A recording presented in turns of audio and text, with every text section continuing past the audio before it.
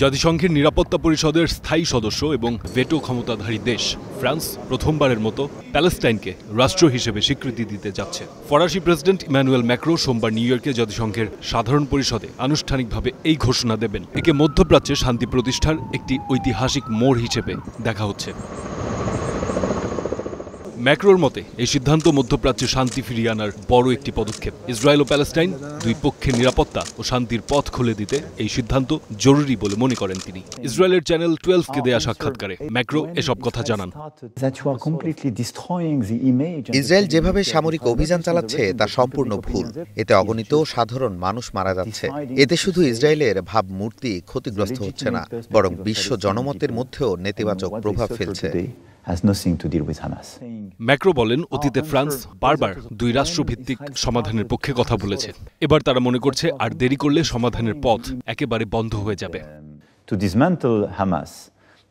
এখন জরুরি হলো যুদ্ধ বন্ধ করা এবং সাধারণ মানুষকে রক্ষা করা। একমাত্র দুই রাষ্ট্রভিত্তিক সমাধানই এই অঞ্চলে শান্তি ও স্থিতিশীলতা আনতে পারে। শুধু সামরিক পদক্ষেপে এই সংকট থামবে না। শান্তির জন্য দরকার কূটনীতি, দরকার আলোচনার টেবিলে ফেরা।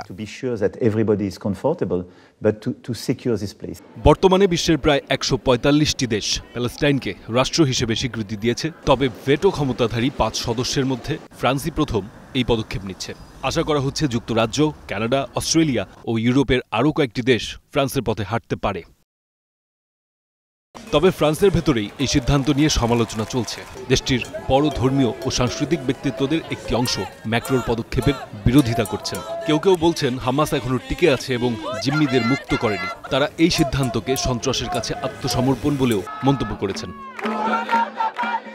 অন্যদিকে ফ্রান্সের অনেক মানবাধিকার কর্মী, রাজনৈতিক বিশ্লেষক ও সাধারণ নাগরিক মনে করছেন এই সিদ্ধান্ত অনেক দেরিতে এসেছে। কারণ গাজার মানুষ বহু বছর ধরে দমন-পীড়নের শিকার, অথচ আন্তর্জাতিক কূটনীতি সমাধান আনতে ব্যর্থ হয়েছে।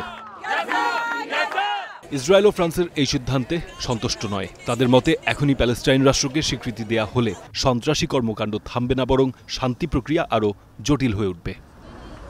ফারদিন খান, স্টার নিউজ।